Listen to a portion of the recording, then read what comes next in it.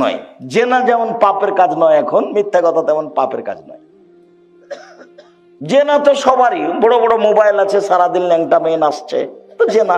আল্লাহ রসুল বলছেন আইনা জেনা হুমন নাজর, দুই চোখের জেনা হচ্ছে চোখ দিয়ে দেখা, অলোজনানে জেনা হুমল ইস্তেমাও, দুই কানের জেনা হচ্ছে কান দিয়ে শোনা, অলিয়াদ জেনা হাল বাৎস, হাতের জেনা হচ্ছে হাত দিয়ে ধরা, আর রিজল জেনা হাল মাসি, পায়ের জেনা হচ্ছে এই পথে চলা, জেনাল কালব ততমানাতস্তাহি, অন্তরের জেনা হচ্ছে এই বিষয়ে কথা বলা, জেনাল সুনুৎক, জিহ্বার জেনা হচ্ছে মুখে কথা বলা, সব জেনা।